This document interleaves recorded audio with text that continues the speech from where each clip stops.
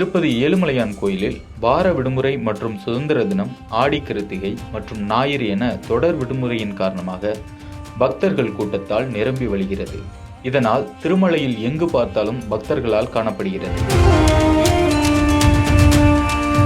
இலவச தரிசனத்தில் வைகுண்டம் கியூ காம்ப்ளெக்ஸில் உள்ள 31 அறைகளும் நிரம்பி, ஆழ்வார் தோட்ட பூங்கா, நாராயணகிரி பூங்கா வரிசைகள் அனைத்தும் நிரம்பி, ஆக்டோபஸ் கமாண்டோ அலுவலகம் வரை சுமார் 3 கிலோமீட்டருக்கு மேல் அமைக்கப்பட்டுள்ள வரிசையில் பக்தர்கள் நீண்ட நேரம் காத்திருக்கின்றனர். இதனால் இலவச தரிசனத்தில் 48 மணி நேரத்திற்கு மேல் ஆகும் என தேவஸ்தான அதிகாரிகள் தெரிவித்துள்ளனர். இதேபோன்று சர்வ தரிசனம் டிக்கெட் பெற்ற பக்தர்களுக்கு 8 மணி நேரமும், ரூபாய் 300 சிறப்பு நுழைவு தரிசன டிக்கெட் பெற்ற பக்தர்களுக்கு 6 மணி நேரமும் காத்திருக்க வேண்டியுள்ளது.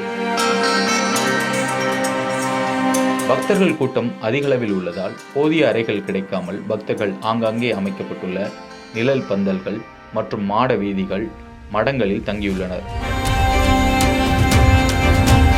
வரிசையில் காத்திருக்கும் பக்தர்களுக்கு திருமலையில் பல்வேறு இடங்களில் அமைக்கப்பட்டுள்ள அன்னப்பிரசாத சிறப்பு கவுண்டர்களிலும் தொடர்ந்து பக்தர்களுக்கு பால், அன்னப்பிரசாதம், குடிநீர் உள்ளிட்டவை வழங்க ஏற்பாடு செய்யப்பட்டுள்ளது.